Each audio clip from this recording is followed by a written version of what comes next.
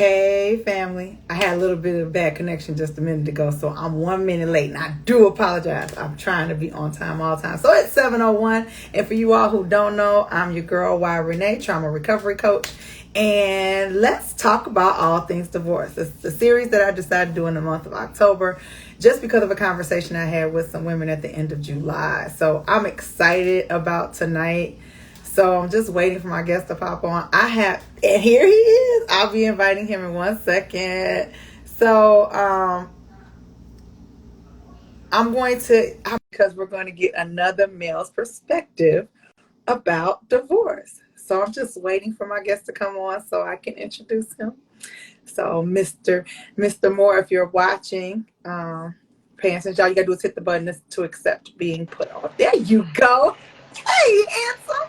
How you doing? How are you? I'm good. How are you? Can you hear me? Yes, I can hear you.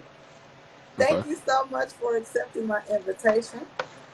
No problem. I don't know you personally, but I've been in a group with you, so I've seen comments that you made about different stuff that we've been talking about. I've seen you being interviewed, of course, with the wonderful Ebony and Kim. So I'm excited to be connected to you. It's an honor and a privilege. So before we get started, why don't you tell people who you are and a little bit about yourself? Like I always say, I am he is I, and I am forever and always will be your friend and your brother, Coach Jay Hart. Born and raised in Detroit by the way of a couple of southern states. I do have two books out, two wonderful boys. I have been married and divorced before. Right now, part of an amazing ministry here in the great city and state of Detroit, Michigan. So Much the More Ministries, where my pastor and founder is the Bishop-elect David Levon Peak. Just glad to be here with you. We have did one show, I think, before, and then like I said, like you said, we been in chat rooms a lot, in groups, different groups and stuff like that. And well, so I'm just happy to be here. Thank you for the invitation. Oh man, Thank you thank you for for accepting. thank you for Coach Ebony and Elder Kim for this opportunity for us connecting in this way, man. This is awesome, man. I can't wait to dive in.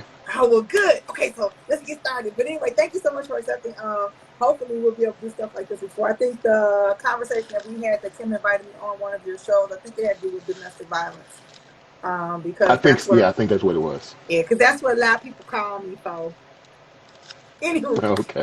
okay, so I'm excited. Like, I'm overly excited. You don't understand how I've been waiting for this day. Because after having the first conversation with everybody, but just the men, a lot of times, even in churches, the platform for women is like women are going to church more than men. So you see women predominantly now playing bigger roles in churches. And the men are kind of like not necessarily, for lack of better words, the best thing I say is falling off by the wayside. So to actually get a man to want to share his perspective, because a lot of men don't like talking about stuff like this. I'm honored, and I'm so glad that Ebony suggested you, and you said yes. That was the big thing. Like, if you're gonna say yes, so thank you, thank you, thank you.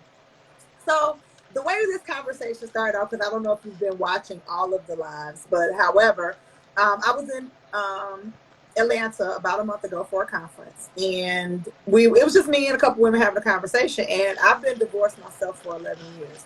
And since I'm a trauma recovery coach, I always talk about the trauma never leaves, but however, it's how we deal with triggers that occur from the trauma and how we get through it to maneuver. So I was telling them that sometimes when I look at these little applications, I'm kind of triggered by the boxes. Like, okay, so do I want to check the box, or do I don't want to check the box, or whatever have you? Hello to everybody who's joining our live or those watching replay. We appreciate you. This is Mr. Jonathan Moore. So if you're now looking at an application, Mr. Moore, it says, well, I guess I don't know. Are you married now? You did mention you were divorced. Are you married No, now? I'm not. No, I'm not married. Okay. I'm So not married. when you look at these applications, whether it be for like some type of jewelry, whether it be for some type of loan application, whatever it is, you have the hey Ebony, thank you for joining us and thank you for the connection. Um, do you check single? Do you check divorce? Do you check, do you not check it all? It's been a minute since I had to check one. Lately, when I was going through my divorce and like up until maybe a year ago, I would say divorce. Even when I was going through the divorce proceedings, I would say divorce.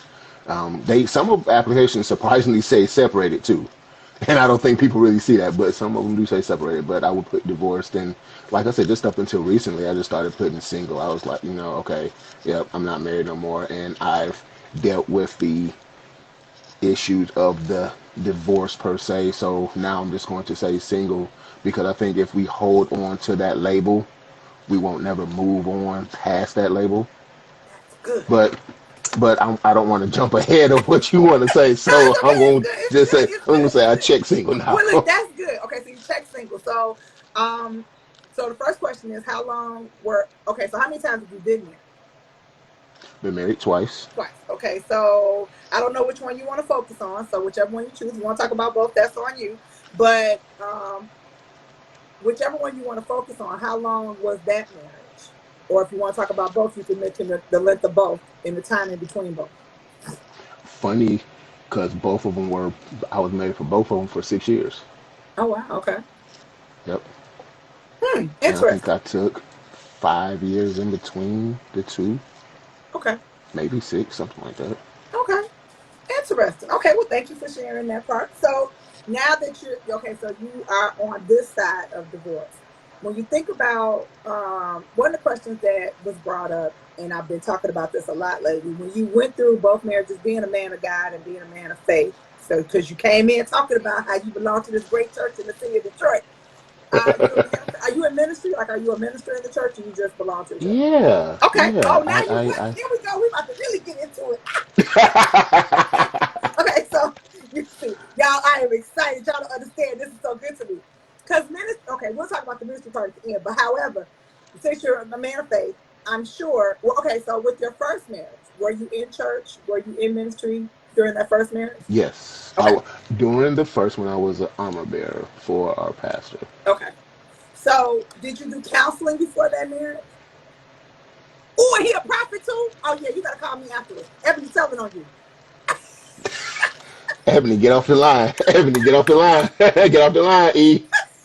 Um, I I did not do counseling the first one. We went to counseling during the marriage, and at that time, it was kind of like I don't want to say pointless, but I'm going to say pointless because it was almost like a downward ship, and it was like if this don't work, which I really don't think it will, we kind of done. So Were you relatively young when you got married the first time? yes, 23. 23. Okay. Because the young man Yep. who was on the other day, I don't know if you got a chance to go back and watch Delvin's video. Delvin's a minister as well, which was wonderful. And he got married at 25, I believe it was, 24 and 20. His wife and him were 24, 25. And they were talking about going to counseling first and how he counseled before the ring, after the ring, and even like 6 months to almost a year after the marriage, which he really is an advocate for. The downfall for his marriage, he believes, was some of the stuff that was not touched in counseling, like conflict, and then the COVID-19, them being in the house, and then you have to deal with conflict. You don't have no way of escape. Like, usually when we fight people, or not fight, we have, as my pastor say, intense fellowship. When we have intense fellowship, you have a time to separate, whether you go to work, whether you leave the house, go out for a couple hours. But with the pandemic, you're not able to do that because you kind of stuck and everybody tells you ain't nowhere to go, whatever have you. So going back to your situation with the first one, when you say that by the time you all went to counseling, it was too late, do you feel like if you were counseled in the beginning that it may have made a difference? Maybe you would have said no. Maybe you would have waited a while, or were you just that gung ho on being married that it didn't? It probably wouldn't have made a difference. Had I been counseled beforehand, I probably wouldn't have gotten married. I would have done things a little differently. I believe counseling should bring out questions in your mind, or counseling should actually bring out questions that you don't really want to face. But when you're in counseling, you have to face them because it's being brought to you face forward. And now it's like, okay, yeah, I really didn't want to deal with that question. I've been trying to hide from it. Now, since you didn't ask, and she's sitting right here or he's sitting right here, now I gotta kind of answer this question and be honest with myself, Okay. and honest with the other person. I would have done stuff differently. Okay, good. I mean, at least you're honest with yourself. That's the biggest thing about having these conversations is basically being honest, and not only being honest with the people we're talking to, but making sure that we're honest with ourselves first. So, Coach Lachelle, Miss Ebony says Christians don't really discuss conflicts, and we definitely should. That's a good point. And Mr. Billy Gant, thank you for joining my live with That's my cousin. oh, well, hey, cousin Billy, welcome. This is a great topic. Well, thank you for joining us. Please like, follow, share, invite some people. We're gonna have some good conversation, y'all. You have the right to wait, but you also have the right to concealer. I had one that was biased. Okay, so Billy, you gonna have to type and tell me what you mean by that. I'm confused.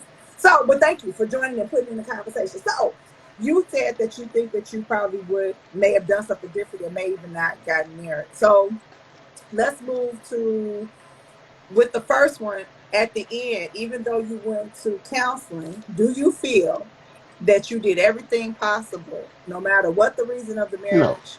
no, Oh, you said before I even get the no. question out, No. I ain't do anything possible. I ain't do nothing possible. I knew it was over. I ain't It's care. No, to be honest with you, when you ask a question like that, it's like it's loaded and it's twofold. It's like at one point in time, yeah, I did feel that way, but then once you see a ship sinking, I'm not the Caucasians in the movie Titanic. I'm not going down with the ship. I'm wrapping up my cords and jumping in. I'm putting it together, and it's you time to do. go. And had I been counseled correctly with, and I don't want to say a man of God because he don't have to be a man of God, but a man who really is looking out for men, period, and say, hey, you're going to come into this. Are you ready to go through it with her? Do you Okay. see yourself fighting with her? Do you see yourself standing the test of time with her? What qualities do she bring to the table that you feel will help you stand the test of times with her? Mm, that's good. Because I don't think we ask, and it's not to say that counselors or pastors don't ask the right questions. I think we need to make sure that our questions are geared towards the couple. Mm, okay. I think people have a basic manuscript and say, these are the questions to ask. And that don't really flow with everybody. Okay. Because Thank you there's for some questions you don't have to ask. right. Thank you for explaining, Billy. Billy said he had a counselor that was biased towards his ex-wife, so she took her side and everything was screwed in the conversation. Very good. So you're right. There are counselors out there that will be one-sided. I always believe that if you feel the counselor is one-sided, this is Renee 1 and 1, and we'll probably have like 10 Bible verses tonight. So if you this is Renee 1 and 1 for tonight. If you feel that the counselor is one-sided, I really whether the other person agrees or not, you have to have an understanding that that's not the counselor for you. In order, No, if you're really trying to work this out, you know what I'm saying. no. So that's good. Um, Ebony says having a counselor that fits both personalities is important. That's exactly what I was just saying. Billy, your cousin, says I also think that it's probably needed to have had more married couples as friends compared to single. That's true. I believe that wholeheartedly.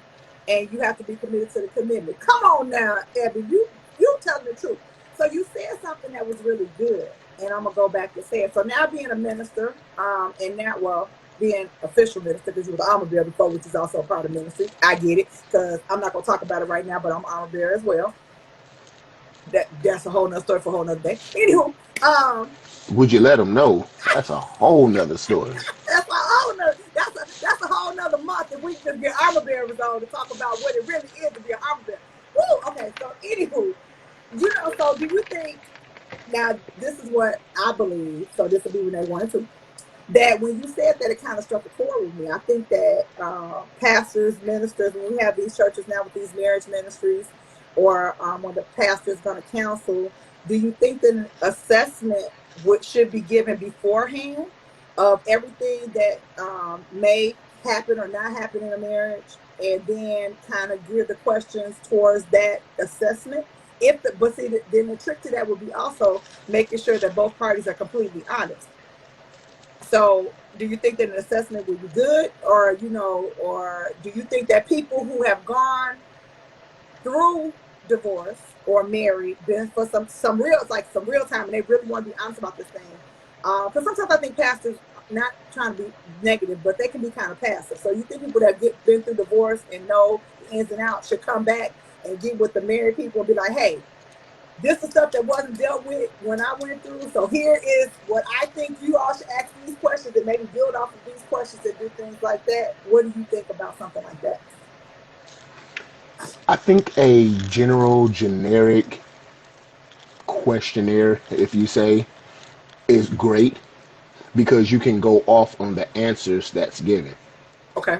Especially if it's, hey, I need you to take this test and I need you to take this test. I'm going to bring both tests together and I'm going to ask y'all these same questions and deal with them one on one. Because I want to see how different you answer from this to one on to face to face. That's good. That's good. Okay. I think also, this is just me being honest. Come on out with it. Some Just come on some out with it. people some people should not go to their pastor for pastoral counseling because pastors, like my cousin said, can be biased to one versus the other, especially if the one been a member for some time now, and hopefully the pastor don't have a thing for the one, but secret crush or well, secret lover type of thing. I don't want her with nobody anyway. Ooh, that's another. Ooh, that's another laugh too, Pat. Come on, So yeah, Mr. Moore. so I don't really think it's not saying that it's not wise, but I think that you should, for the sake of the togetherness, the true togetherness, I think that you should seek counsel outside of your church from someone who don't know you from Adam, because they bring a different perspective into play. And they bring different questions from different people that they've dealt with, because your answers can trigger something in them like, crap, I dealt with this couple. Let me see how they answer this question. And then they throw you another, because some pastors like us are scripted. Mm-hmm. Because there's books that you can use to counsel people, and people just go strictly by the book. And we're not by the book people, because this is not a by the book world unless you're talking about the Bible. But I think that questions need to be geared towards the couple Mm-hmm. than just a generic, just not just a generic questionnaire for people. Right. I mean, it helps. So let me ask you a question. When you said not counseled by your pastor, so we know that the rules for most churches, most pastors is you have to be counseled by us, or we're not going to marry you. So do you suggest either one, they don't get married by the couple, or they get counseled twice? They get Yeah. counseled by their pastors and What? somebody outside too. That's Yeah. the thing. My thing is what I believe true, because the Bible says it: first natural, then spiritual. So I honestly believe, and this is learning from my hardships of being divorced and everything like that, that you should get professional license person that goes to school, that does everything by the book, that got the letters behind their names type of counseling, and also the spiritual counseling with the church, because you need them as a spiritual covenant. And that's, of course, again, if you believe in faith-based and things like that. So I'm going to peer off for a minute because your cousin Billy asked another question. It's a lot of pressure in being married. Can we speak on that? What type of pressure are you talking about, Billy? And I'll be happy to ask your cousin whatever you want to know. And then Ask me nothing. I'll Don't piggyback ask on me that. nothing. So Call me if you want to ask me something. Shoot. okay, so now you decide. So you just admitted that during the first marriage you didn't do everything you possibly could to possibly save the marriage because you were pretty much done, and you were still rather young, technically, because you hadn't hit 30 yet. Am I correct? Right, you hadn't hit 30 yet. So now, you meet somebody else, you fall in love, you think this the one, you think you're hearing from God, you going through it again. I said or if I'm wrong, you can correct me anytime now. So you think, because we all think we know, especially if you're a minister, we think we know it, even though it might be a little something up there with us, or somewhere else on the body. We all adults here. Did you counsel the second time? Like go through counseling the second time? I did. I did. And to be honest with you, I honestly wasn't all that truthful with my answers. Mm, I I I said what I said. I meant what I said, but there was a comma behind everything I said that I did not speak on okay. because I wanted it, but I didn't want it correctly. If that makes sense. You you want a stick shift car, but you don't want to learn how to drive the stick, but you want the stick shift car. Makes no sense. You're gonna burn the gears out, which is what I did. Okay. Yeah, I wanted it because I wanted to prove something to people, but I didn't want it because I was wholeheartedly into what I wanted. Okay. Ebony wants to know what's in your cup. I'm gonna let her be a little comedian tonight, so she won't be funny. She wanna know what's in your cup. Before I go on to my next question, your cousin says societal pressure, spiritual pressure, pressure from the outside, even pressure from the inside of your marriage to live up to certain expectations. Good. We're gonna hold that, Billy. I got you. So, now that you're honest with yourself, you didn't answer these questions right. How long did you all receive counseling? Did you receive counseling before you gave the engagement ring? Or after you gave the engagement ring? Uh, after, Okay. And how long did after, you counsel before you got married? 2 months. How many times in that 2 months? No, 2 months every. I think we went Friday or Saturday or Sunday. No, actually, it was after church on Sunday. So you went about 8 sessions.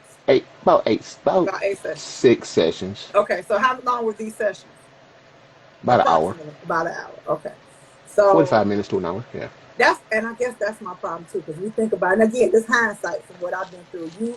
You building a long lasting relationship Off on of 45 minutes. 45 minutes, six to eight times, and you supposed to be good. And everybody's okay to go. So I think, like I said, when Delvin made, and it's funny that Delvin had made that comment about receiving counseling when they began to think about marriage, receiving counseling. In mind you, there still didn't work because something wasn't addressed during the counseling. I'm not saying it's perfect. I just think it's necessary. They counseled before the engagement ring was given. That means that he had his intention, what he wanted to do. They decided to get counseling. They had more counseling, of course, after the engagement, and then a few months after, I think a few months, like I said, to a year after in the first year of marriage. So I'm thinking, like, for real, we expect people to succeed. And I hate to say it, but a lot of times people like kind of the people in the marriage drop the ball, but also I think that the church drops the ball if we got married in the church, the pastors, because they don't follow up and check on us, knowing, because I don't care what pastor and what pulpit, I don't care how good you think you make your marriage look on the outside. I already know if you're going through anything like I'm going through, if you said I do, and you married somebody that you don't know, because we're ever evolving people, there's going to be some type of conflict. How you all deal with it, of course, is differently, but that's some of the stuff that you need to continue to instill in your married couples in your church. And I think that that's where, people fall off at, and we we just have issues. I'm trying to see if anybody can say anything else. So now you get married, right? So do you believe that because of your dishonesty, or do you know if she was dishonest in some of her answers to her questions as well? I don't. I doubt it. Okay, so do you think because of your dishonesty and not being totally honest that it caused some conflict or some in your marriage? If you I look know it back did. now, do you think I that know you it did. weren't ready to get remarried? I That know I you wasn't. Okay. So let's talk about some triggers.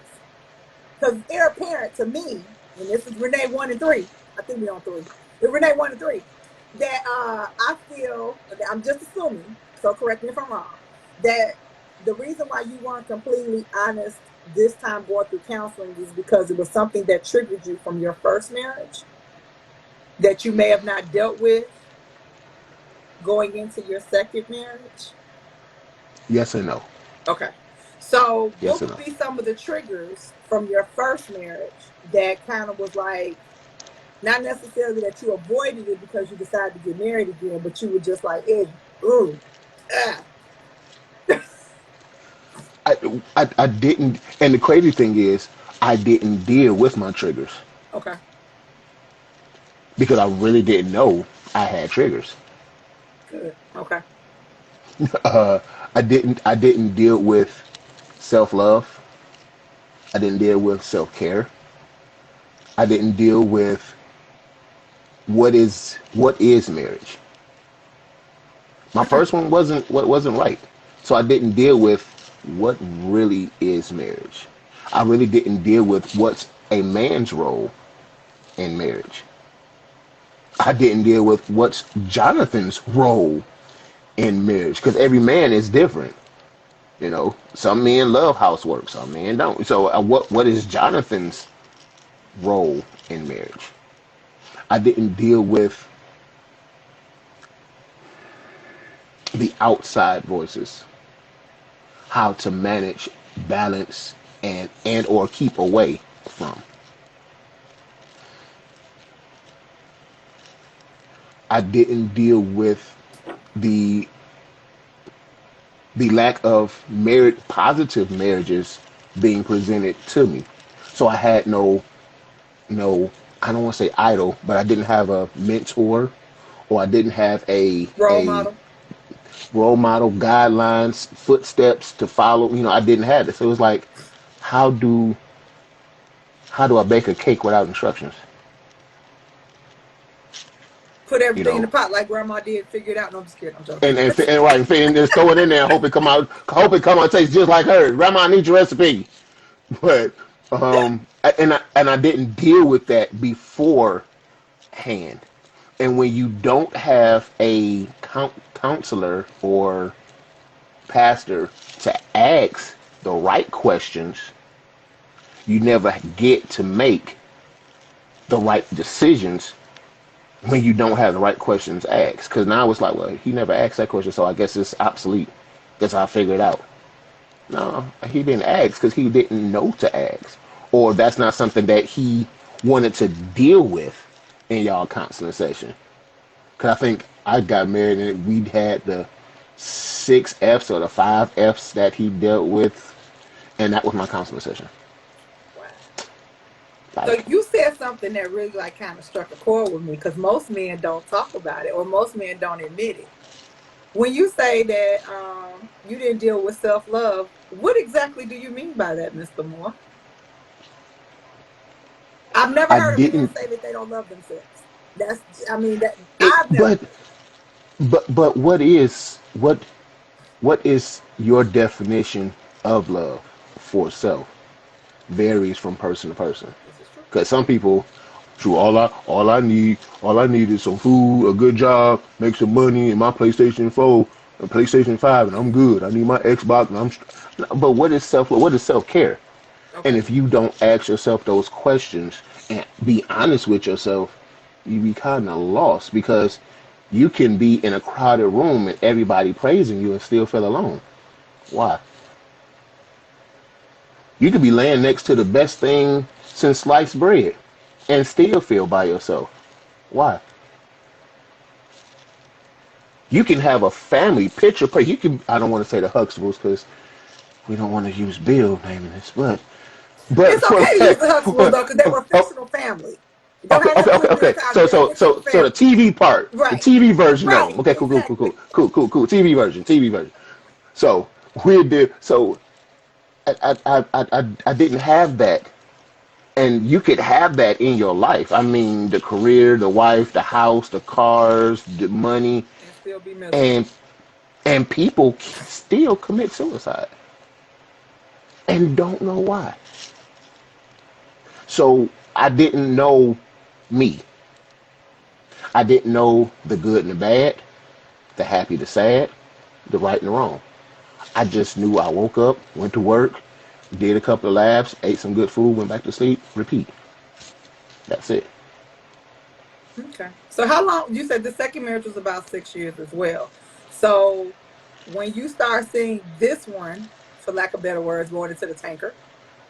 Did you begin to work on it to do everything you possibly could to try to save it this time? Yes, I went to counseling for myself Mm, because I knew it was something. I dealt with being the oldest of eight kids from my father's side, not having my dad in my life, and him fathering all the other ones.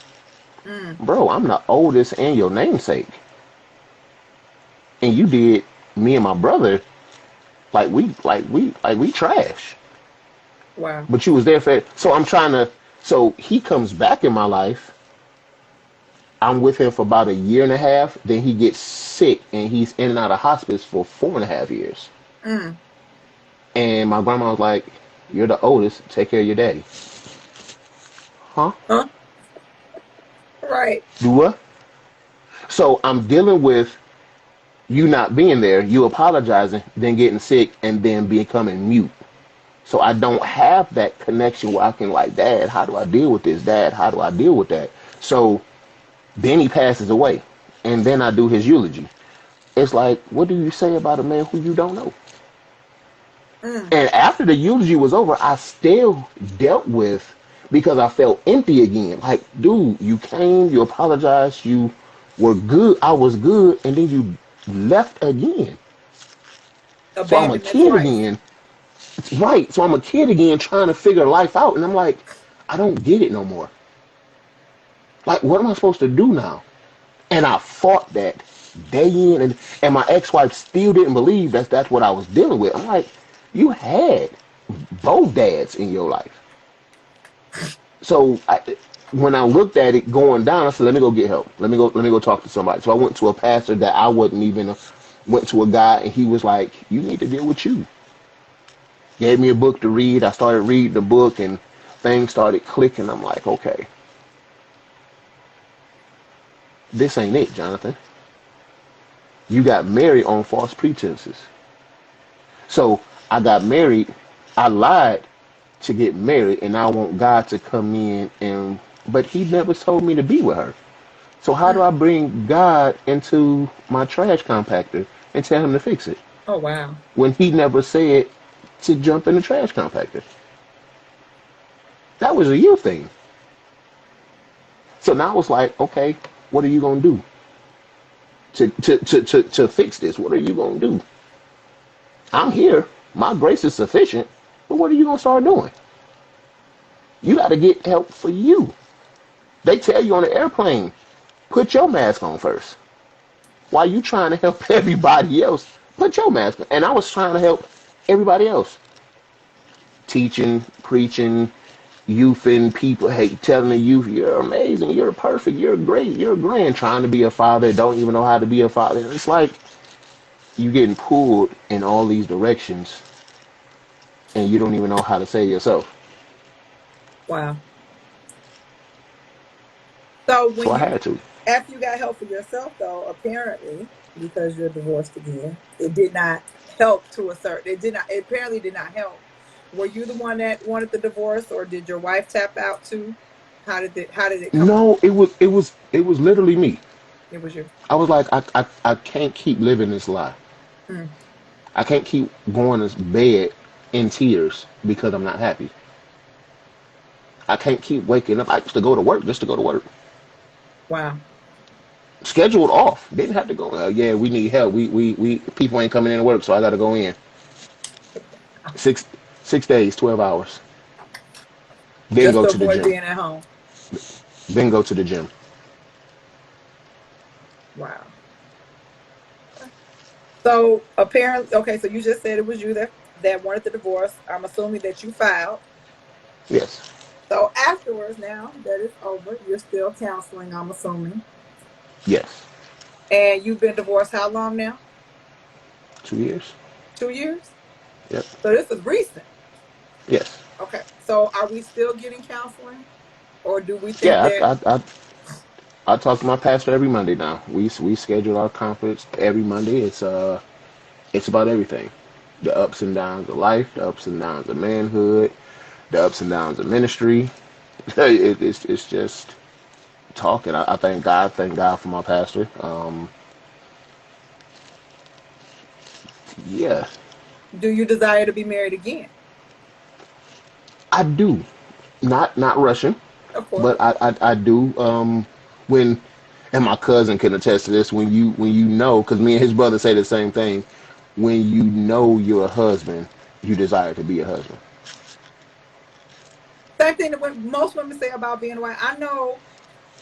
So I don't know if you actually, other than hearing the story on side, and I'll share a small tidbit because I've been talking about myself all month. But part of my, I've been divorced 11 years now. I've only been married one time, and because of everything I went through with the abuse, the attempting taking my life, the actually being gunned down and almost losing my life, I'm triggered easily. Like that's one of my biggest things. So when I talk about trauma recovery, it's not that I'm healed completely from triggers. No, and nobody ever necessarily is healed necessarily from triggers because the trauma occurred. It's just trauma. And what happens is the trigger will occur. We'll either suppress it to whereas it's just like a ticking time bomb. Every time you suppress it, every time you let it go, the timer is still going. And then at one particular time, you're going to blow. So what I do is I assist people in dealing with the triggers when they occur and helping them maneuver around them, pass them through them, and know how to deal with them every time they rear their ugly head. So hopefully at some point in time that the trigger will come and you'll be able to just dust it off. Okay. So for me personally, um, dating has been difficult. There's a lot of trust issues that I have. And the minute somebody shows me a red flag of narcissistic tendencies or control, or even sometimes I had to realize too that some things are just men things. But they were men things that my ex husband did and they trigger me. So I have to realize that people are not perfect, that men are human beings as well. So it's been kind of difficult for me to actually be serious about dating again. I've come close one time um, to considering marriage, um, maybe twice. Yeah, maybe twice. Um, to considering marriage, and the last time was really like a slap in the face. Um, and so now I'm at the point again where, as even though I know I'm wife material, and even though I possibly, on good days, desire to be married again, I don't feel like getting to know anybody. I'm a whole 50 years old. I'm set in my ways. I don't necessarily want to get to know your quirks, your ins, your outs, your better, your worst, your good, your bad, your in between. I might have a problem with you leaving your socks on the floor, but I might want to leave mine on the floor. And you might not be able to say nothing to me about me leaving my socks on the floor, but I'm going to say something to you. So I understand my issues. So I do like the Bible say, is better. Some people are not just meant to be. Somebody made a good point. I think it was my girlfriend Benita. Even though I got to redo her live because it was all sketchy. She made a point that the Bible doesn't. It says that it's good for man not to be alone, and it also says that he that finds a wife finds a good thing. But it does not say that everybody was meant to be married. And Peter also said that it was better to marry than to burn, but he did not say that everybody was supposed to be married. If that was the case, then the population would be evil. I mean, not evil, equal. Um, so you said some good stuff, Mr. Moore. I'm glad we're having this little conversation. So you say you want to get married again. What would now I'm gonna say that I believe wholeheartedly and I will pray with you when you're ready. That this will be the last one. This is the one that's gonna be God ordained, no ins and outs, no divorce will not even be on the table, which I'm quite sure. Did you ever mention divorce before you got married in either one of these relationships? No, Okay. no, Very good. Because I always tell people if you just go in there talking about, well, if this happens, we're going to get divorced, then you just crack the door for the enemy to make way to move the door even open to let divorce be on the table. Very good. You didn't say that. So divorce is definitely off the table. Um, and that this will be the last one. So going into this last one, whenever it comes, what does it look like for you? peace. It took me a minute. One of the reasons why I actually walked away from my second one because it was no peace. Like I had no peace on the verge of committing suicide. Tried to literally overdose on pills and all that other good stuff. So my marriage will be peace at first. Like when it happens, it'd be peaceful. The actions between us will be peaceful. Like things will just start to click because it's God ordained. It's not any hesitant work. It's not like we're trying to force anything to happen. I mean, my prayer is, God, I mean, I'm not old, but I'm not young either. So I'm like, whatever happens, God, I want it to just click, just click, just click. Because I've pushed and forced so much stuff to happen that I don't want to push and force because I'm funny. Like if I have to push and force it, it's like I'm gonna have to keep doing it the whole relationship. That's not a relationship. That's something that you're forcing. Um, I believe when it's God ordained, God will step in and provide the increase, whatever that looks like for the both of y'all. So I'm just thanking God for the peace, Do you believe beginning, because of middle, your and end. do you believe because of your past, your two previous marriages, that when conflict occurs, you will have a better understanding of how to handle it? Doing podcasts like this and with Ebony and Kim, I formed, well, Ebony, Kim, and my good friend Tisha. Uh, Doing these podcasts, I've come to realize that I need to listen more, try to understand where the other one is coming from, and then say, hey, I get it, but this is what I meant by X, Y, and Z. Can we form something together that looks good to the both of us? I tell people I all don't. the time, it's good to understand that you're not going to agree upon everything. But like you just said, communication is the key. And what you have to do is have mutual respect. Conflict will occur because we're not perfect people. This is not a perfect well. However, comma, um, you have to be able to understand and respect my feelings and my outtake. You don't have to agree with it, but let's come to an understanding that we're going to agree to disagree. However, don't disrespect my feelings, because that's when that'll cause the other person to shut down. So you saying you listening and hearing and understand, that's amazing. So I appreciate that coming from a male point of view, because a lot of times, I try to be funny, women do it too, but for me, and again, and I know it's totally different, dealing with a narcissist, dealing with somebody who wants to control all the time, dealing with somebody who's abusive is totally different. But truly, my feelings were never taken into play.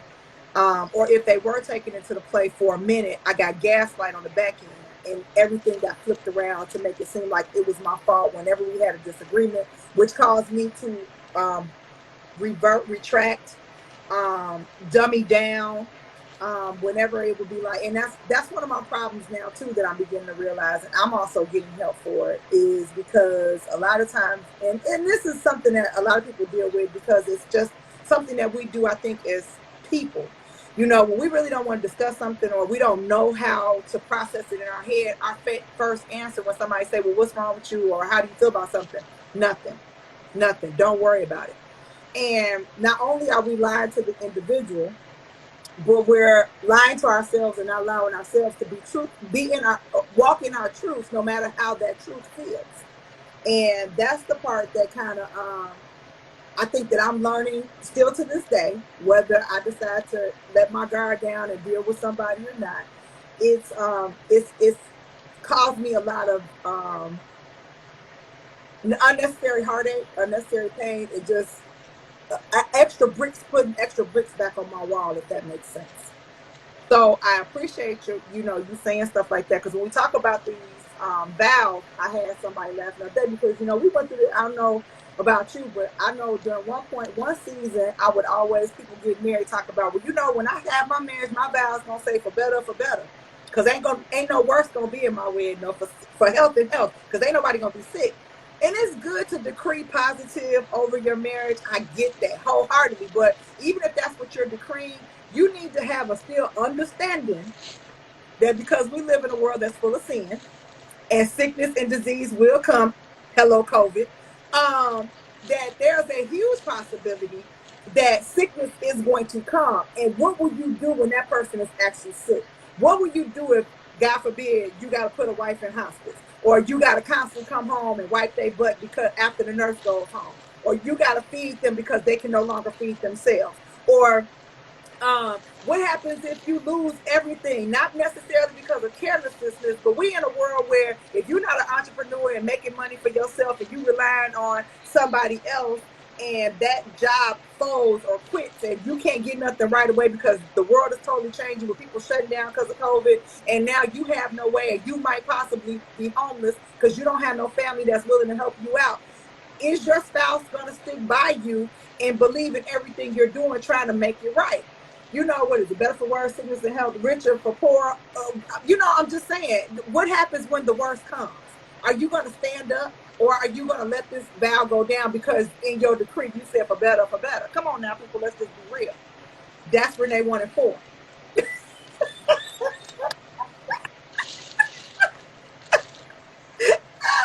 So, I mean, that's good. So thank you very much for sharing that. So let's go back because a couple people said something, but I want to go back to your cousin's comments where he wants to talk about societal pressure, spiritual pressure, pressure from the outside. And Billy, I'm assuming that you mean people outside of your marriage who may want to give their 2 or 3 cents or tell you what they would have, should have, could have did when they're not even married to your spouse and they don't even know you, or even the pressures that we put on each other inside of our marriages. So how do you feel about a couple of those topics, Jonathan?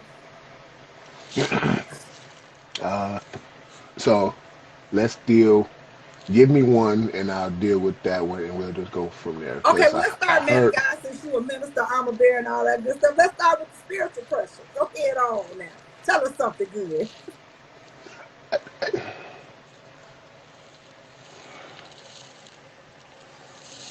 y'all have to agree. Y'all have spiritually when you talk about there cannot be a division of church in the house, because if that's a division, there's other things that can pop. Now I do know people. Excuse me, camera just moved. I do know people who go, families that go to different, excuse me, go to different churches. Husband go over here because that's what he's been a member of. Wife goes over here because that's what she's been a member of. And people be like, "How in the world do y'all do that?" And then come back. It's kind of hard for people to do. I believe that you have to be like-minded in everything that you do, especially spiritually, because how are you going to flow? How are you going to raise your family? How are you going to do things naturally if spiritually y'all are totally different? Because your belief system might believe X, Y, and Z. Well, my belief system believes X, Y, and Z. So spiritually, you have to be connected to each other. Y'all have to be on the same page moving forward. Iron sharpen iron. You might be stronger in faith than I am. So I'm going to need you to pull me up or help me come up to where you are, and vice versa. Okay, so that's good. And when you talk about spiritual, I get what you're saying. I do know a couple couples who go to separate churches because they were born and raised in particular churches, especially people that are actually stuck, not necessarily spiritually, but in religion. I think In people who are religion. stuck in religion will stay separated on that point because they're loyal to their church house instead of them trying to figure out. Because my thing is, this is how I feel when they 1 and 5, that when we're talking about something like this, that if you can't agree to go to either or's church, then you all should probably come together and try to decide on another church totally different from those 2 churches so you all as a family unit can fellowship together. However, there are those odd cases where it does work for people because again they have that firm foundation at home, they do understand church, and maybe once a month they decide, or maybe once every 2 or 3 months they decide that they will fellowship together at one of the other churches and they alternate. So it all depends on, I would say, if you're not that strong though, if your foundation is not that firm, that you all, and one person is really adamant about doing something, I think that you all should make an agreement to find a house together Together. that you're satisfied with, that's going to give you what you need spiritually and pour into you together, that you all can both flourish in and be active in and do those things. So that's good for Together. me. I appreciate that. Which say? I said together. Yes, together. Together. Because one is getting taught this, the other one is getting taught that. Well, and it's okay, and we're I'm going to use class. my cousins as an example. That's who I know they do it. But again, they're in old school Baptist churches, which in the South. Okay. And nothing against that, y'all. I'm not talking bad. I'm just saying there's certain things that when you go Southern Baptist, you just know it's kind of rigid. There's no Yeah, there's very little gray areas. Everything's pretty black and white. So, but for years, because they grew up in their separate churches, but I believe that because of their communication, and they're high school sweethearts too, so that makes a big difference as well too. oh They've yeah, literally grown up together. Um, and I just really believe that because both of them knew, both of their churches, they know both the pastors, the families, Southern Baptist families, when you're in certain towns, they all commingle together anyway. When they have the usher board day, such and such church coming over to be the guest pastor. So, so they really are kind of woven together. So, but whenever they have, I think that they meet when they come home on Sunday, when they have Sunday dinner around the table, because they have children too, and I think children, they decide which Sunday they want to go with what parent, which is fine with them. I think at Sunday dinner they discuss what was going on in both houses.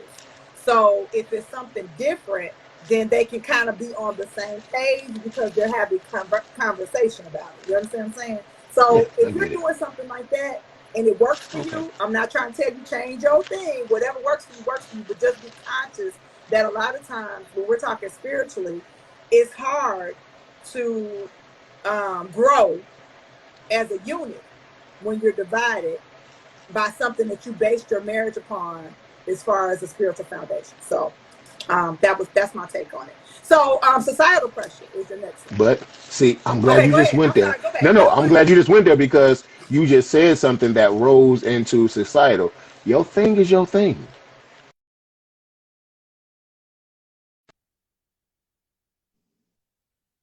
You know.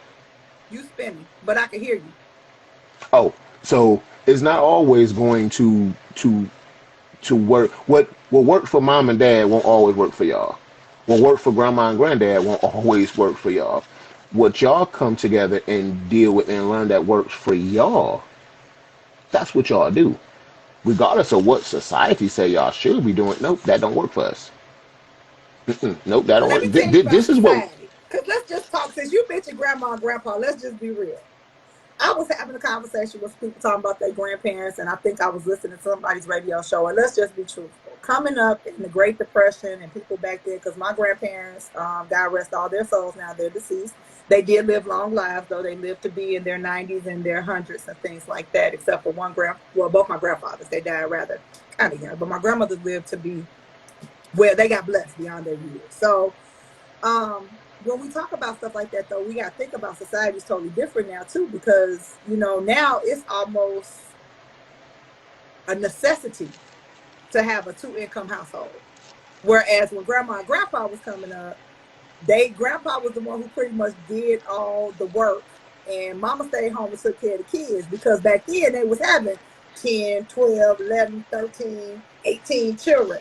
You know what I'm saying? So that takes a big part of it too. And then another thing was, as sad as it is, but let's be truthful. The reason why a lot of us, and I'm quite sure Caucasians do it too, so don't take no offense to this from Caucasian people. Let's just be real if anybody Caucasian is watching this video. But a lot of us have had brothers and sisters because somebody stepped out of the household. And that's why a lot of times people will tell you now, you need to do some background search or see who your brother is, because you never know if your cousin is really your brother, or if Billy John down the street might be related to you, because daddy was stepping out the household. And because mama had to rely on daddy paying the bills and had to rely on it because she couldn't just pick up and take her children and go nowhere and survive, they put up with a lot more stuff that women of today will do. That's why I think, even though I'll say that parents worked on their marriages a lot more then, or divorce was not a necessity or was not talked about because society was different. Now, because women have, like you said, work, make more money than most men, and do other things like that, we got the right and know how to say, you know what, you stepped out, that ain't what I signed up for, dude. Deuces, without even trying to work it out. They just say that infidelity is just, that's a deal breaker. Some people it's a deal breaker.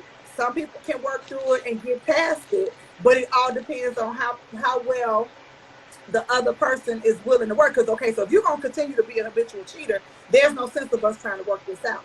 But if you're heartfully sorry and you just let the enemy creep in, there was a breakdown of communication between us, you know, you allow some pretty filly to come and look in your face and whisper sweet nothings. They talk good. She wore a short skirt. It looked good to you, or vice versa.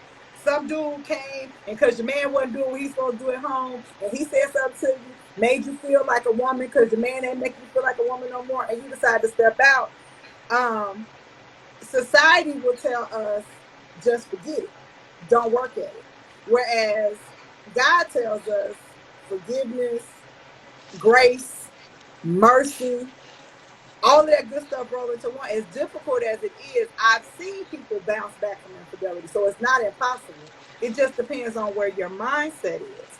I've seen people bounce back from one spouse losing a job and not really being dedicated to trying to find a job, finally get a fire lit underneath their butt after, you know, going through some stuff, and they still stuck it out. So it's doable. But what people have to understand is marriage is work. It is not for the lighthearted. It is not something that's fly by night. It's not a game. It's not something you just say, I want to do it because I seen, oh, this pretty video on Instagram or Facebook or YouTube where this wedding was so fabulous. This wedding was so beautiful. It cost 20 something $1,000. I want my wedding to be like that. But the joker that you marrying ain't sitting on nothing. And after after the wedding day is over with, the real work begins. And now you realize you married somebody just because of a fantasy or a dream, and you ain't even trying to work on nothing. So society coming in and messing with your mind will mess your whole understanding up. Again, what he said was true. You gotta realize that this is the person that you with, and everybody outside of y'all don't matter. And if you're not getting wise counsel for somebody who has been through the storm, has went over some hills, been through some valleys, can give you wise counsel, then you definitely don't need to be talking to them people. And that's that pressure from the outside. People, especially single people, don't get no advice from nobody single. I don't care if they've been married before and they divorced per se, and they've been single for some years, and they telling you what they would or would not do. I technically, again, Renee 1 and 6 now, we on Renee 1 and 6.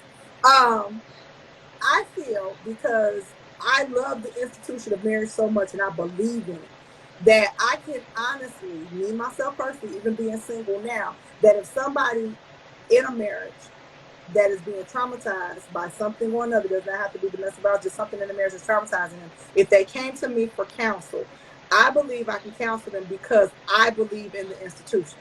I believe if you put forth the work, just short of you being abused, things are fixable if both parties are willing to put in the work to fix it.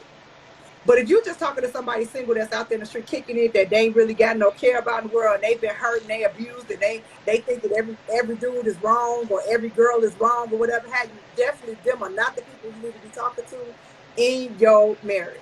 Okay, I'm gonna shut up now. Go ahead, Jonathan. Tell me what you think. I, I, I agree. I mean, misery loves company. And when you're getting wise counsel from miserable people, you have to watch what they say, how they say it, and the context that it's in. Because some people speak double minded. So they're giving you great advice, but then in return, but, but if, if it was me, I wouldn't. What you want me to do? You want me to stick and stay, or you want me to leave? Because you gave me some good advice about staying, but then you turned around and said, but if it was you, you wouldn't stay because of X, Y. So, Right. um, it, society, you just gotta watch. I was in a meeting with Bishop, and he said that you're always going to have haters. You're always going to have critics. It's okay. They're going to come. However, listen to what they're saying and check to make sure it's not true. Mm. Whenever you're getting counsel, check yourself by it. Like, okay, hold on. Okay, he said or she said this, that, and that. Well, how do I view myself like this? How do I view myself in this category? How do I view, how do I view myself pertaining to what they said? Am I really like that? Let me check to see, because just because they're haters, or just because they're critics, or just because it's society, don't mean they're always right, and it don't always mean that they're always wrong. So I think you need to definitely check to make sure that you are okay in a lot of things that people say and a lot of things that you hear. Um, Family is the same way. I mean, you can't let your family rule and dictate, what you do, how you do, when you move, when you don't move. It's you and your. I didn't. I told a woman. I said, I didn't marry your mama. Didn't marry your grandma. I didn't. I didn't. So what they say, really, okay. Because at the end of the day, we got to pay these bills at the house. We got to put gas in the car. We got to put food in the refrigerator. They ain't doing none of it. And if we go over there to ask them for it, they're going to look at us like, why can't y'all do it? So if you're going to throw it back at us, why can't we get together and figure out how we are going to live life together? Our own. This is how we feel that life should be for us. It's not always going to be good. It's not always going to be bad. We're not always going to get it right, and we sure ain't going to always be wrong. But the thing is, we came together and said A, B, C, D. Just because I'm the man, I don't want to have to make all the decisions. Right. Or at least I don't. you want some positive input. Because I tell people all the time, again, Yeah. you don't have to agree to disagree. Right. Right. Right. However, what I will say is when you know that you're following behind, because okay, let's just be right. Both of us are imperfect people. So both of us have an opportunity to get it wrong. This is Renee 1 and 7. I will allow a man to lead me as long as they're leading me with wisdom. Now, mind you, you come and ask me my opinion. We have a conversation. Let's just say we're purchasing a snowblower. And I'm gonna use something very trivial as a snowblower. And you say, "Well, babe, I want this one. It's got all the bells and whistles, and it costs $700,000." And I said, "Well, honey, it's still going. If we buy this one for 400 and something, it's still going to shovel the snow. May not have all the bells and whistles, but the end result is you want the snow removed, right?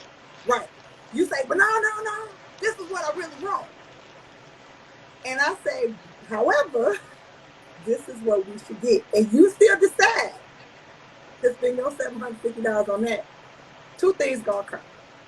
I might be a little bit upset, but I let you leave because this is what you want to do. Now, here comes the conflict.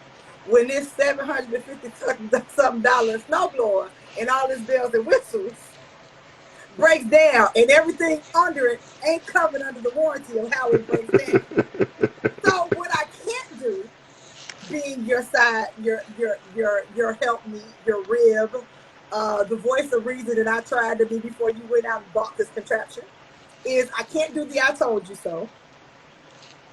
Even though I have every right to. Oh, I got every right to.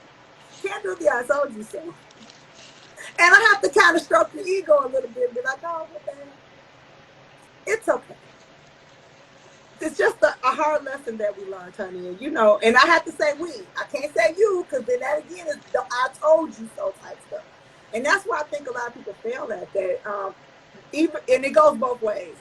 If I decide to do something that's out of the norm, or that's going to, unless it's just unless you say you buying a house that's $300,000, and I know good and darn well that something gonna happen. That if we can afford $300,000 house, however, it's one that's to something that's gonna keep us living below our means, and we ain't got to struggle to make this mortgage every month. Then I'm going to be adamant about, no, babe, look, this is the reason why, and I'm not gonna agree to that.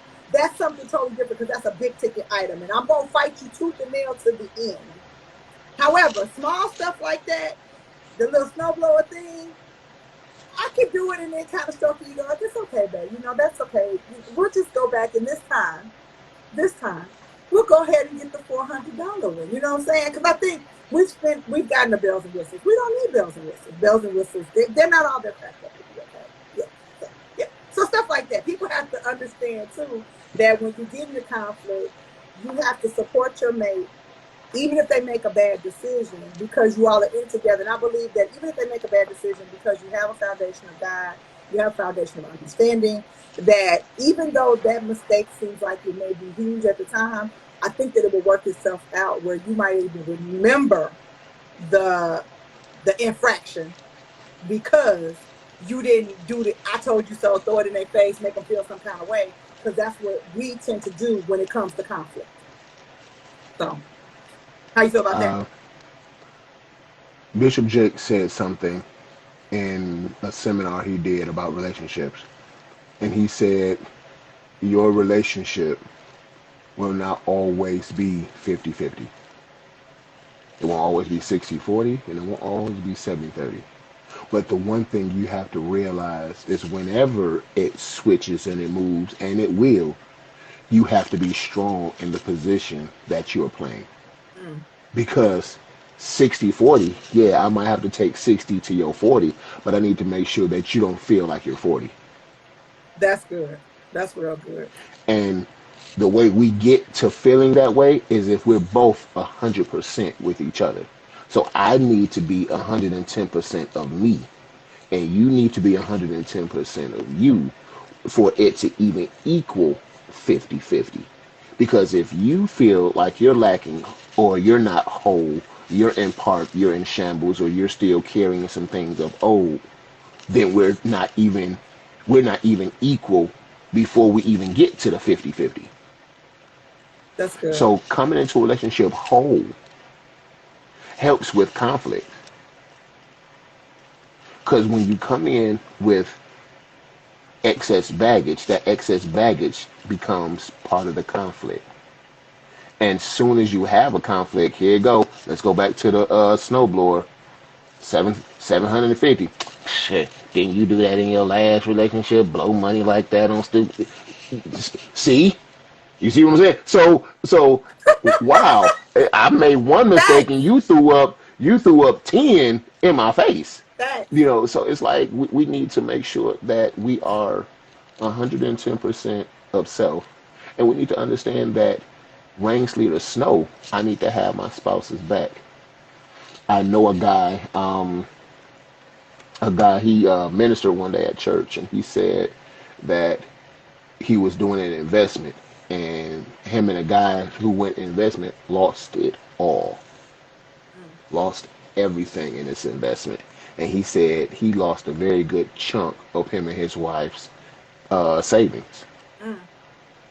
Some women would have beat him over the head because of the thank you, because the amount of money that he lost.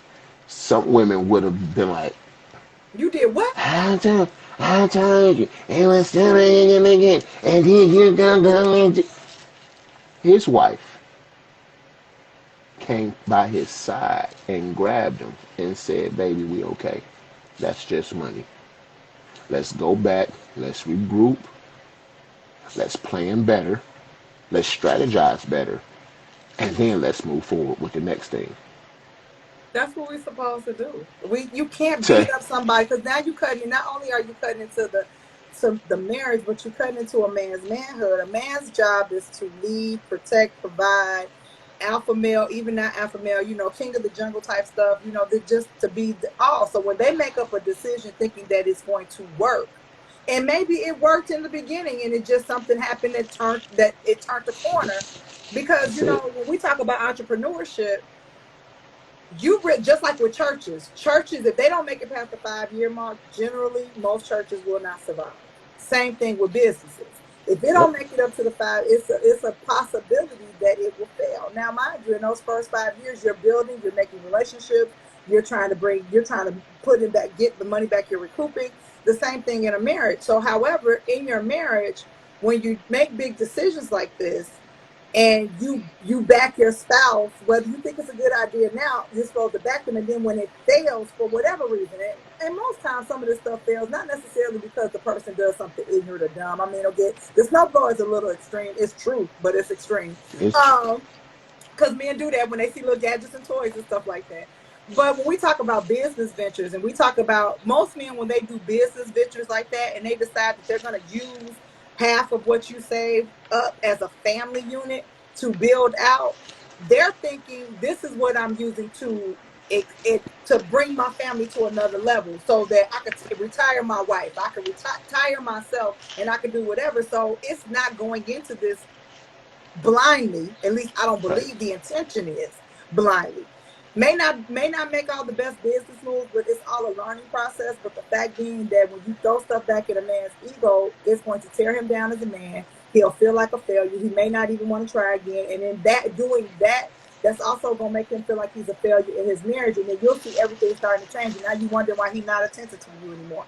Why he don't necessarily want to be around. Why he walking around depressed, why he walking around with his head hung low, and no matter what you try Well, to do, because you gotten past it per se, nothing you try to do will make him feel better. So, yeah. you become a shell of a person, Mm-hmm. because it's the same thing for women. If a man ever degrades a woman and make her feel less than, it degrades the person and it makes them a shell and or a fragment of themselves, and you don't get the full benefit of that person when they're not full and complete within themselves because of what you said and or because of what you've done. If you ever marry a woman and she can't have children and you start throwing that up in her face, she feels less than. If a man can't provide for his family like a man should and you keep throwing that up in his face, he becomes less than. Society will tell you, oh, he ain't nothing. Society will tell you, well, is she really a woman? And you have to get to the point where, like I said before, you have to understand what life is for y'all too. But that's the whole thing about coming together whole, financially, mentally, emotionally, spiritually, uh, mentally. You guys have to be on one accord in all these key aspects in life and stuff, because life is going to hit you and shake you and rock you, and you have to be able to weather every storm. Not to say you're not going to get rained on, because you're going to get rained on, but you don't have to get drenched. You don't have to be fully submerged in it. So we've been on for over an hour now, which has been amazing because I love this conversation. But there's a couple things I want to ask you. Then I'm going to let you go about your evening because you're a whole hour ahead of me. So it's probably past your bedtime. Uh, Nope, actually, I'm getting ready to go to work. oh, really? Okay. So I'm going to get off. So one of the questions I did not ask you, but I heard you kind of mention, do you have children Yes. with your wives? One of your wives, both your wives? No. Oh, okay. Actually, I So had my children in between both marriages. okay. So was your just by chance though, because you had to have okay, so you had to just how many children do you have? Two. Two. So you had to introduce your children to your second wife. Yes. When you divorced your second wife, how did that or did that affect them at all? Because now, okay, Jesus. so let's just be real. They already kind of feeling some kind of way because you are not with their mother. You know what I'm saying? So that's one traumatic trauma that we ain't even gonna talk about. We talk about that some other day. But now that you introduced them to someone who you called your wife, that you're going to be with, that they built a relationship with as well, because I'm quite sure you spent plenty of time with your kids. So now that this relationship is severing or you're breaking ties, how did that affect them? um, I won't be a thug and not cry. Um, it hurt, and partially still hurts now. We could be driving down the street, and they were like, "Daddy, you remember when it was me, you, and Sean, and we did this? Daddy, you remember when it was me, you, my brother, and Sean, and we did that, and we went on vacation, and we took your and it was just like bow, bow, bow, and it was like, and I broke down one day. We were How old are they? at a they are 8 and 10. Okay. I'm sorry. Go ahead. I broke down one day, and we were walking through the forest out in the park and stuff, and we were skipping rocks and stuff down a little creek and stuff, and I apologized to my boys, and I was like, "Daddy, sorry. Daddy apologized for not being everything he should have been in that marriage. Daddy wasn't well." Daddy needed to work on some stuff for him. And I shouldn't have brought her into a relationship when I knew I wasn't ready. I Wow. apologize for hurting y'all because it hurt me to see y'all hurt. Daddy never wants to hurt y'all. That's not my thing. And when I broke down in front of them, they looked at me and they came and hugged me and was like, Daddy, it's okay. But you do need a wife. I was like, get on my nerves. Make me sick. But it hurt because they always remembered the good times and the nicknames and the traveling that we did. And I was like, Jonathan, you can't do that again, man. I was like, you did the same thing that your father did to you, which was separate a family. Wow. Woo. Well, thank you for your transparency and your honesty. Have you gotten them any counseling? Have you thought about putting them in counseling to assist them? No, I didn't. We talk. I talked to, thank God that me and my children's mother have a decent relationship. Co-parental It's good. relationship? I'm I'm not gonna say it's decent. We have a great relationship. We can talk. Um, we laugh with each other. We check on each other. I just had surgery and it was like, hey, you okay? You good? All right, bye. you know, So I thank God for the relationship finally that He's given me with my children's mother, and that helped with the transition of the separation as well because they asked their mother like, "Well, why did my daddy?" And they were like, "You got to ask your daddy. He's coming to get you this weekend because it's this weekend. So you ask your daddy this weekend." Then I get, "Hey, he got a couple of questions he got to ask you, so be ready." All right, so. Well, that's amazing. So I'm glad that that has transpired that you're able to talk to them. We were talking the other day because there's so many kids that I thank goodness that you have the relationship you have with them. I'm a big advocate about counseling only because so many children get dropped when people are having divorce disputes because they only think about themselves, what they're trying to get out the divorce, what they're trying to do through the separation, trying to hurt the other parent. Um, and things like that. So I commend you for standing up, even in the midst of your pain, in the midst of your hurt, taking care of your children to make sure your boys, your kings, to make sure that they're okay. So with that being said, I'm gonna close out, but I want you a couple things. Give your closing remarks like you closed up church. Rev up. Yeah, no, I'm just kidding. I'm kidding. Just a few good nuggets or tidbits that you would give for people who are considering marriage again, and those who may possibly be going through a divorce. And because again, I tell people all the time, I'm reiterating this for those people watching the live. Thank you so much for being here. Those people watching the replay, I appreciate you watching. Please like this, comment, and share this with somebody. I believe that we've talked about some good stuff that's going to help people. Because again, I'm a big advocate for marriage, and I believe in the institution wholeheartedly. So these divorce conversations are not to glorify divorce. They're not to make divorce seem like they're that it's really I'm trying to put a death sentence to divorce if that's the best thing to say. That's what I'm really trying to do. And the reason why things don't happen is because we don't talk about it. Oh, that is one more question before you get to closing remarks. So being in ministry, in the church, now that you've been divorced, how do you feel about starting a ministry for those people who have come through divorce? Because think about it. Churches, they'll deal with the singles. They'll deal with the men, the women by themselves separately. But there's nothing for us after we've been wounded, after we've been in pain, after we've survived. All of this stuff. It's like we get pushed by the wayside, and we're not thought about. It's like you say, divorce is kind of taboo. It's like don't. It's like the woman with the scarlet letter. Don't talk to them. They got issues. They marriage didn't work out. Don't they can't tell you nothing about marriage. And I think that that's so wrong because I honestly think that if we had ministries like that inside of churches, that there would be less divorce in the church.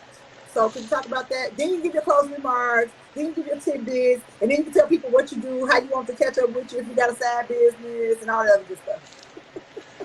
Um, that's a great thing. That's actually, to be honest with you, me, Ebony, and Kim were talking about that on a podcast sometime last year. That divorce people do get dropped. That's actually a part of uh, marriage counseling, if you look at it that way, because you're talking to people that's been divorced and you're talking to them about the things that went wrong in their divorce. And when you talk about the things that goes wrong in their divorce, you wind up talking about them personally. What was your? I don't care about what Jimmy, Jack, Angie, Kim did. I don't care about them. What did you do? What was your part in the divorce? Because if you're not healed from that aspect, you're no good for the next person that comes along. I believe that we do need to focus more on, I don't say focus more, but we do need to shine a light on people that are divorced in the church, because your divorcees or widows make up a nice percentage of some of your larger churches. And it's a help to them because they don't want to categorize themselves as singles, because single people haven't went through what married people go through. Single people haven't had a person that they laid next to for 15, 20 years. Don't have the 3 kids, the 4 kids. Didn't have to worry about alimony and nothing like that. Y'all don't understand that side of life. So how can you understand me? So I think it's commendable for any church that starts a ministry like it needs to be started, and it needs to be started now. Go ahead and handle it, man of God. Okay, go ahead. Okay, so next. Um, my my closing remarks. My favorite quote of all, and I say it often: "This above all, to thine own self be true." If you're not true and honest with yourself, you are no good for anybody else. I don't care how you fry it, fricassee it, saute it, deep fry it, Cajun it, barbecue it. I don't care how you broil it, bake it, simmer it. You're not. You're just not. Somewhere down the line, there's a crack that's going to take place. And as soon as that crack happens, everything goes left after that. You can't even seal that crack up because it's so deep down embedded in you to where it's become second nature. So you just keep repeating it over and over, not even realizing that your subconscious is just press and play in your life because that's what you fed it. You got to heal from whatever areas that you need to heal from. Um, be honest with your mate. No, I don't like that. No, that's not what this is. No, I like you, but I'm not really trying to marry you right now. I don't even want to talk about marriage. I'm still trying to find you. I don't care if you're 45, 55, 60, find you. Because when you're not happy with you, you can't make anybody else happy. I don't care what it takes. That's why you have millionaires and billionaires killing themselves because they're not happy with self. Um, and then like I said, not only be honest with the person, tell them who you truly are, and that's being transparent with yourself. Hey, this is my triggers. This is my trigger. I'm still dealing with this. I'm still dealing with that. I still don't like. I'm still dealing with this issue, this death. I'm still dealing with being a baby mama at 45 and never been met. Whatever your ish is, deal with it and let people know where you stand up front. Well, I think you telling people too much. I'd rather you tell me up front now than for me to find out about it a year later. And I'm like, well, shoot, you could have said that to me beforehand. I And would. it may have Yeah, made a big and it's difference. not to say, and it's not to say that I'm going to leave you alone, but I would have known how to handle certain issues differently had I known this Previously. Right. ahead of time. Mhm. Um,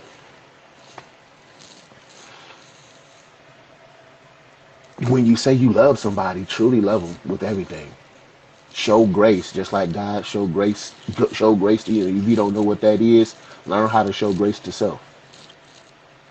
Stop beating yourself up for the things of the past. Stop beating yourself up for the divorce. Stop beating yourself up for the second divorce. Stop beating yourself up for being a deadbeat dad for so long. Stop beating yourself up for having 5 kids and no husband. Whatever it is, stop beating yourself up from it.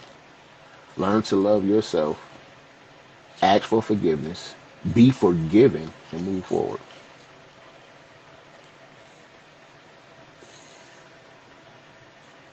Mr. Moore, this has been a wonderful conversation. It's a couple things you said. Um, I'm debating whether or not I want to do the topic next month because next month is Suicide Prevention Month. Um, and being a suicide attempt survivor, I know it's a very touchy subject. So I didn't know if I was actually going to interview people next month or if I was going to just do posts or maybe talk myself. So, because it's very touchy, some people don't want to talk about it, but it's something that needs to be talked about, It does. just like we're talking about divorce. So, I'm going to probably contact you, see if you'd be interested to come back on to share your story about your lowest Let point. me know. I appreciate you Let me so know I much. got you. I appreciate you. Like, we got a relationship that we got. I'm so glad I met you. So, tell people if they, what do you do? Like, do you do anything outside of ministry where people can connect to you to support you in some type of shape, form, or fashion? Or are you just, just the man of God who serves in your local church house? Are you available? I heard you say something about coaching. So, you coach? Life and relationship coach. So, to the people how they can get in touch with you if they want the good old stern information and coaching of Mr. Moore. Um, Heart to Heart Relationship Company .com. Please email me. My books are The Fireside Chat and The Fireside Chat 31 Day Devotional on Amazon. I do have a Fireside Chat group on Facebook. I got to join it. Also Thank you have a very much. Coach J Hart page on Facebook. You can even message me on Instagram, Mr. Just My Thoughts, here on Instagram. Uh, yeah, That your app for Instagram will be in the information of this video too. So you guys can, if you don't catch it right now, it'll be in the information. You guys can click on it and follow him. I'm definitely gonna join your fireside chat on Facebook. I had no idea that you had a group. I'm so glad we're connected, and we'll go from there. But yes, I will definitely when I get my thoughts together. I'm about to leave for out the country for a week. So when I get back, that's when I'll be thinking about all that stuff. Yeah, I'm rubbing it in. So I'll uh, be thinking more about. But I had a couple people who inboxed me. I might have to go into like the first week of September with the divorce thing because people had to reschedule. I was trying not to, however, because I think it's such a good topic and I'm not giving it a full 30 days. I probably will go over into the first week of September and schedule some people for when I get back. So again, Mr. Moore, thank you so much. This has been an awesome conversation. I'm so glad you stuck with me for an hour and a half. Woo-hoo! So, anytime I can be of service to you, please let me know. I will be in Detroit, Michigan. Would love your support if I could. I'll be speaking September 18th at the DoubleTree Suites in Troy, Michigan. September 18th. Tickets live are $50, but virtually they're $25. I would love to see your faces in the place if at all possible. That information is on my page. The link is in my page. But even if not, I'll be up there that weekend. So hopefully we'll be able to swing by and meet each other in person just to be in each other's presence. So I'm honored. I'm so honored for you to bless my life tonight. Thank you so much. And those people watching the live, thank you for joining us. Thank you for being interactive with us. Thank you to your cousin Billy. I don't know if he's still on here now, but man of God, God bless you. Thank you so much. Thank you to my sisters Kim thank you. and Bless you. Ebony for the connections and everybody else who have joined me who I love dearly. And I will see you all tomorrow night with another guest, and we'll be talking about all things divorce. So thank you all, and you have a good night. Night, Mr. Good night, Moore. y'all. Thank you. No problem.